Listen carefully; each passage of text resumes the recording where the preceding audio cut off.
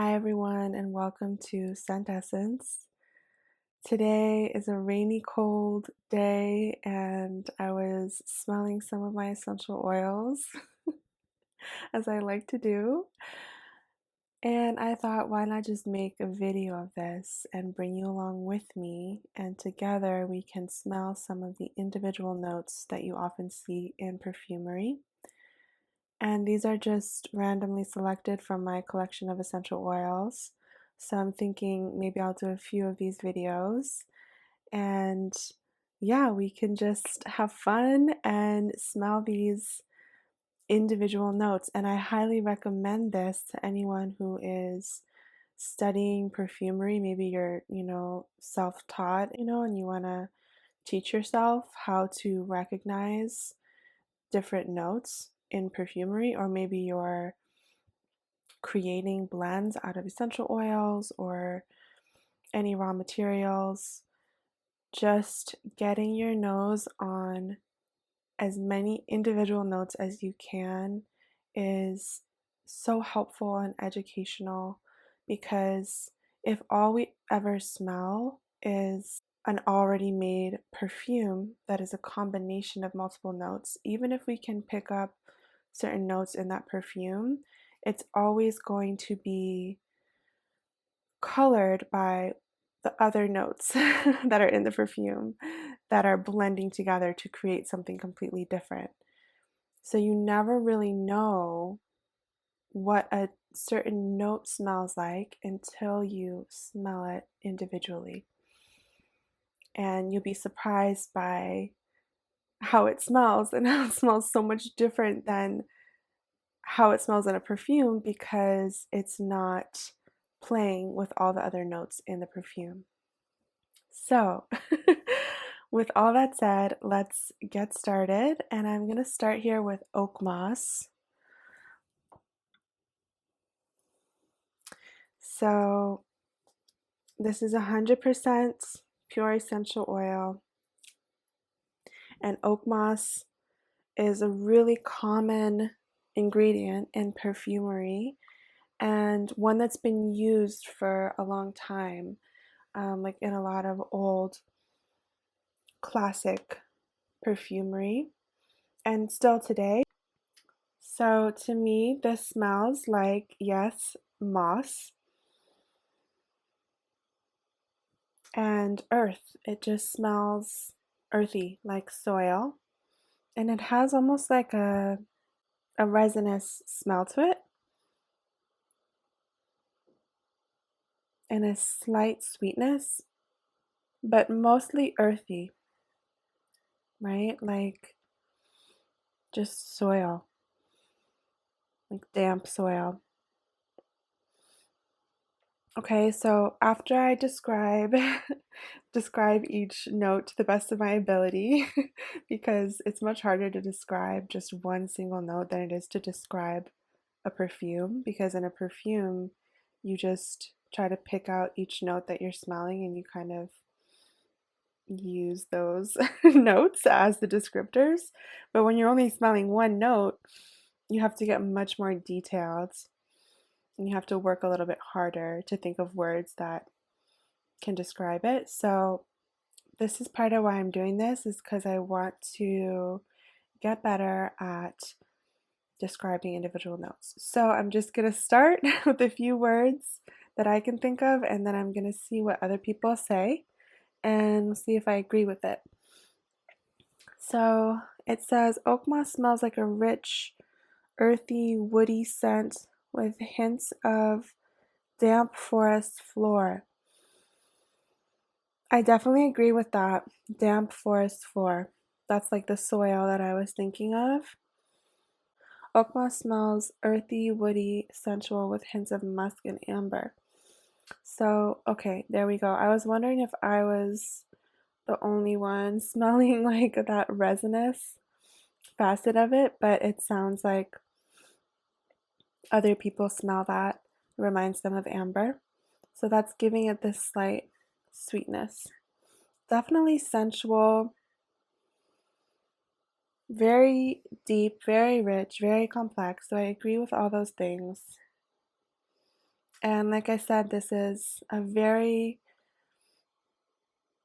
classically used note in perfumery, especially in Chypre perfumes, which is a French word that I don't know if I'm pronouncing correctly.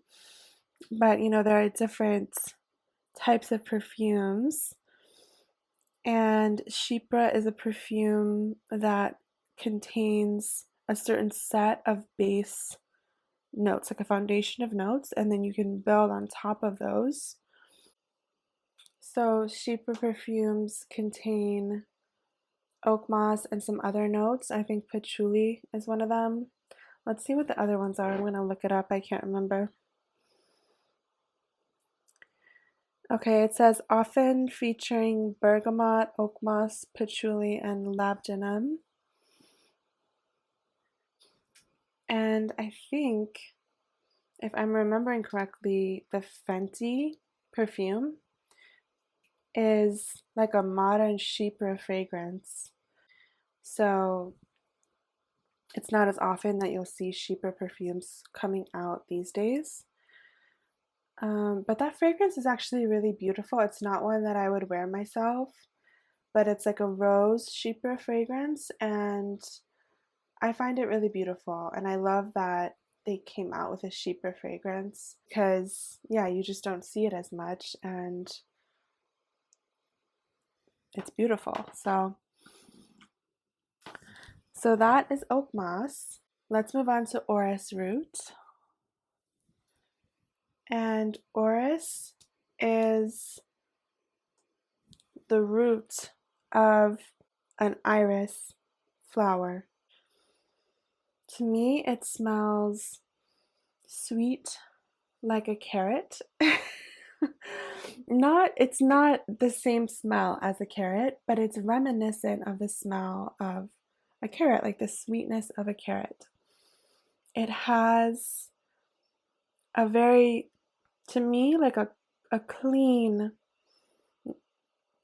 smooth feel. So that's the texture of it. It's like very smooth. It is light. To me, it's gentle. It's different than oak moss, right? Whereas oak moss feels very deep and rich. Orris to me feels light and sweet and airy. And even though it has that like sort of vegetal sweet carrot quality, it's still light.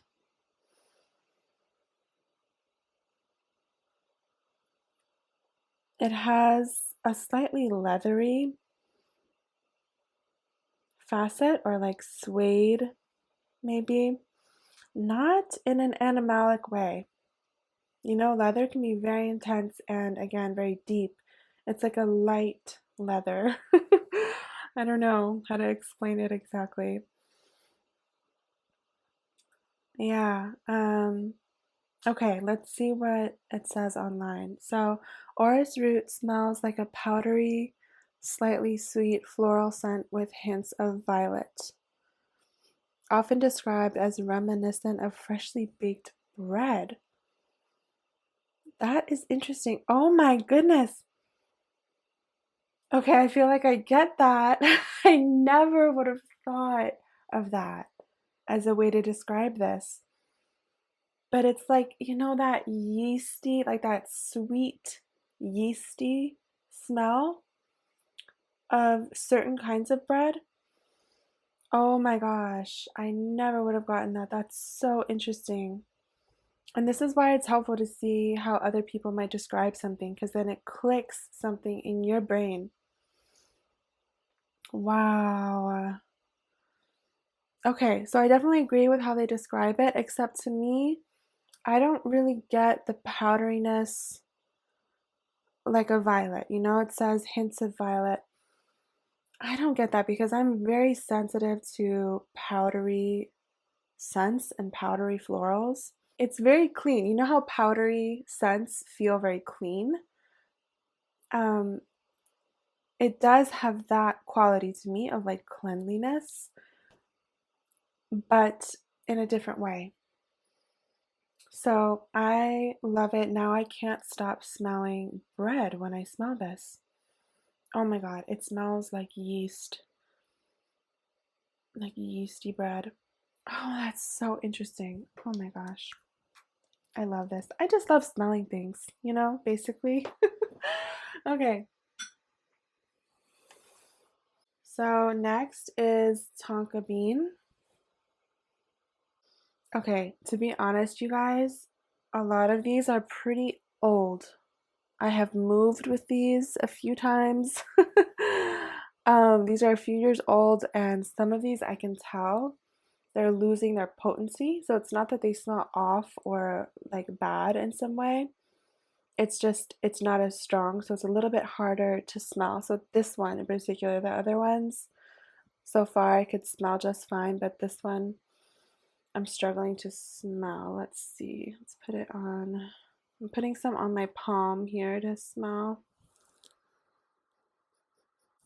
Okay, I can't really smell it. That's too bad. Wow, I need to refresh my essential oil collection here. So I'm just gonna read to you. I mean, I know to me, Tonka smells vanillic and warm and a little bit spicy almost. Um, not in like a hmm, not like clove or cinnamon or anything, but just it's not quite as soft as vanilla to me. It's like a little bit toasted or something. So let's see what it says online. So tonka bean smells like a mix of sweet, spicy, nutty, herbaceous, and woody. Its scent is complex and sweet like vanilla, with notes of spices and tobacco. That's interesting. Yeah, tobacco. So that kind of fits with how I remember it smelling, like a little bit toasted or smoky, spicy. It's not really, to me, it's not really any one of those things. It's not tobacco, spice, or smoke, but it's like it has the same almost potency that all of those things contain, if that makes sense, and the warmth that all of those things contain. So that's tonka bean.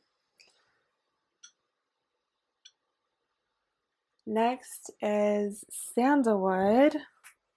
Such a common note, right, in fragrance.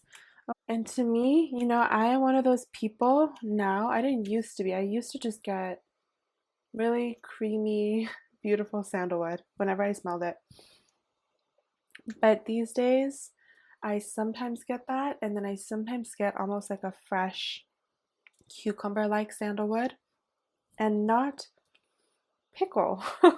I know a lot of people get pickle when they smell sandalwood, which just blows my mind because I don't get pickle, I get cucumber.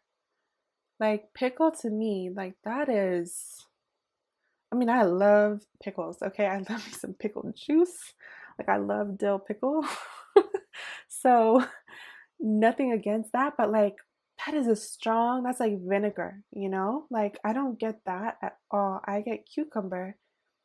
But isn't that crazy? Because a cucumber is a pickle that hasn't been pickled yet. Like, how are we smelling like different stages of a cucumber? I just, I don't know. I think that's so wild. So, this sandalwood in particular, I don't know, what is this? This is Australian sandalwood. So there are different types of sandalwood. This one to me is a little bit balsamic. It's a little bit more dry. Like it's not a creamy, milky sandalwood. It's not really a sweet sandalwood. This is dry, balsamic, and basmati rice like. And I've had this thought before, and I still think the same thing. I still think that it reminds me of basmati rice somehow. If anyone else ever gets that from just pure sandalwood essential oil, I would love to know. But yeah, this is kind of like a wood chippy smell, and this reminds me of my dad's workshop. He is a woodworker, and so he always had a shop in the basement. He still does.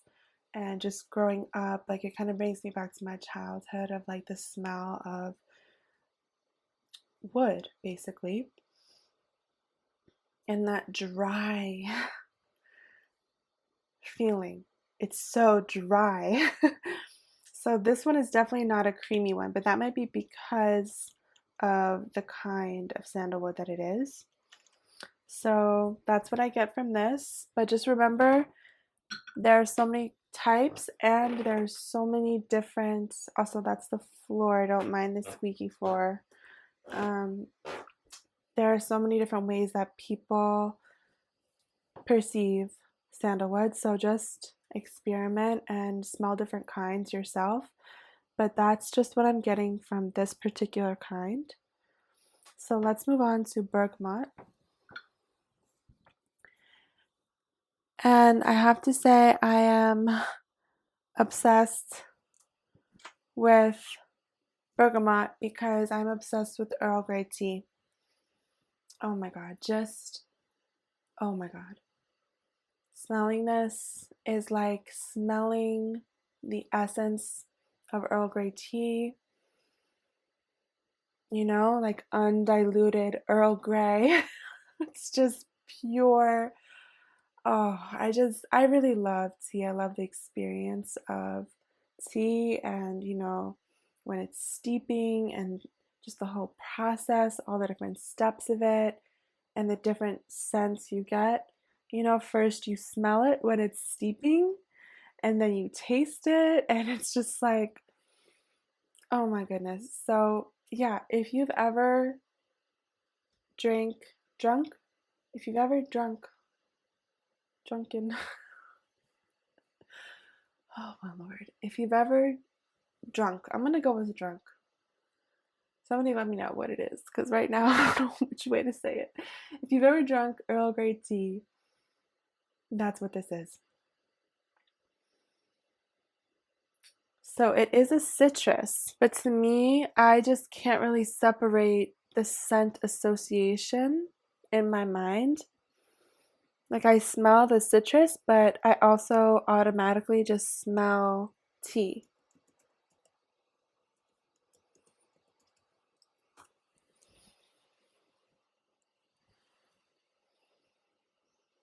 It's a little bit floral. It's like a really strong citrusy floral. It's like you're peeling the citrus and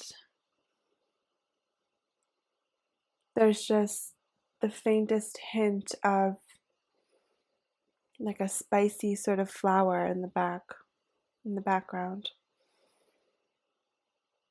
And it really is unique to me. Like I can smell this and know immediately this is not lime, this is not lemon, this is not orange. It's bergamot. So it's very distinctive to me, but it's just gorgeous. So, highly recommend smelling these individual notes. Like if you love Earl Grey tea, smell some bergamot essential oil. Like it's just gonna make you so happy to just have that scent in its purest form. Okay, next is ylang ylang, which is such an interesting floral, you guys. This is like a tropical yellow floral. Ooh! Oh my god, flowers just do something to me. Oh my god. This is intoxicating to me. Like, this makes me roll my eyes to the back of my head. This totally has a banana scent to it. And I'm not the only one who thinks that. A lot of people say that this reminds them of banana. So it's very, I mean, this is why it's used so much in summer fragrances and tropical fragrances. It's combined with coconut a lot to create that almost like sunscreen-esque beachy scent that is a very common scent profile in perfumery. Oh my god, but smelling it on its own, you guys, you have to smell these on their own. I'm just getting more and more adamant about this. I'm like, please, if you haven't, just please smell it on its own. It's so divine. Like, you will be forever changed. And then you'll know too. I think it really helps because then when you go and you smell perfumes that have this note, you'll know, like, is this true to ylang ylang, or is this just like a really poor imitation of it? To me, the best fragrances are the ones that are true to their notes because nobody makes better perfume than Mother Nature. Oh my gosh, I know some people might find that so, I don't know. But that is how I feel. Like, nobody makes better perfume than Mother Nature. And so when we make perfume, when I blend essential oils, when I make a fragrance, I'll just speak for myself. I want to honor the beauty, the glory of these scents that are just divine to me. They're just divine. Oh, okay, so back to describing the actual scent. So it's banana-esque. It's kind of indolic to me. I don't know. I know white florals are the most indolic of all florals, but let's see how much indol does ylang ylang have, because I actually have this amazing book and it breaks down essential oils. Oh, look, there's bergamot. Over here. There's bergamot. So it shows the different the different compounds in the essential oil, right? So things like ketones, acids, esters, lactones, coumarins, right? Terpenes, all that stuff. It breaks down what percentage of each of those things an essential oil has. So let's see if they have a ylang ylang in here. Be very cool. Yes! Oh my gosh, it's the very last one. So there is ylang ylang. So let me see. First of all, I'm finding this so interesting because, I mean, you really just, I don't know if you can like take a screenshot or something and zoom in. But, okay, wait. The first thing I'm noticing is it's mostly green and blue in the circle.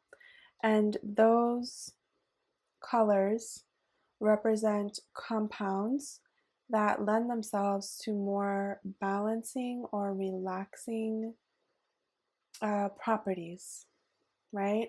So the red and the pink and the yellow color, those signify more stimulating properties. So it looks like ylang ylang is more so balancing and relaxing than it is stimulating, which is exactly what I felt when I smelled it just now. I felt it like lulling me, right? Instead of having like a bracing, um, stimulating, like awakening effect, like for example, eucalyptus is. Okay, there's so many kinds of eucalyptus. Oh my gosh. Okay, let's look at this one. This is more clear. Cinnamon. Super stimulating. Look at that. What else? Clove. Super stimulating, right? Tea tree. We all know when we smell tea tree, it like goes up your nostrils and like it's just, oh, you know that feeling, right? Like when you sniff tea tree or eucalyptus or citrus, it literally feels like it's opening up your nostrils. So, yeah. Let's see, I want to give you an example of a calming one. Oh, here's a really good one. Here's a really good example of a calming scent. So this is clary sage, and that's like almost all blue, which belongs to the relaxing category of properties. And those are esters, right? It's made up of 70% esters. So, yeah, so interesting. Anyways, I got so off track. What were we talking about? Ylang ylang. Okay, yes, it felt like it was lulling me into this like dream state almost. You know how I said it's intoxicating? Like, how do you feel when you're intoxicated and you're kind of like swaying around? Like that's what it does to me. It's so beautiful. So it's a floral, banana-like, extremely smooth and rich. Like this is not an airy floral, right? Some florals have a more light, transparent quality, but the texture of this is so rich and almost gooey. Oh, like you just like honey almost. It doesn't smell like honey, but it's the texture of honey. And it has a slight, like, I don't want to say animalic, but something in there that's just so sensual to me. But it's just incredible. I'm kind of shook. Like, I haven't smelled this in so long. And what an incredible experience I just had. So, okay, that's ylang ylang. Let's move on to the last one, which is benzoin. And this is a really common resin that you'll see in the base notes of a lot of perfumes. And let me tell you, like it smells so different to me on its own than it does blended with other notes. The only way the only way I can describe it is like sweet, resinous, and dry. It feels very dry, almost like wood to me. Like it has the same texture, the same feel as the way that I was describing the sandalwood, like how it reminds me of like wood chips and my dad's workshop and cut wood and just how dry that feels. To me, this is smelling similarly dry. It's not the same scent, but the same feeling, the same texture. I think this one is also pretty old, so I'm not getting as strong of a smell. But yeah, that's what I get. And online it says benzoin has a sweet woody vanilla scent with notes of almond, caramel, coffee, honey, and carnation. It can also have a slightly medicinal quality. Wow, that is so interesting. Coffee, honey, caramel. I definitely don't pick that up in this, but I think that might be because this is super old. So I can tell that this has lost like maybe 75% of its potency. I have to refresh my collection and come back. And in the next video, maybe do an update. I would say the highlight of doing this for me was the ylang ylang and just reminding myself of how magical that scent is. And now I want to go smell some of my ylang ylang perfumes and see if I can pick up the ylang ylang that I smelled today because she is incredible, and I just wonder if any of my perfumes actually capture and pay homage to her beauty fully. Like she's a goddess and we need to worship at her feet. That's how I'm feeling.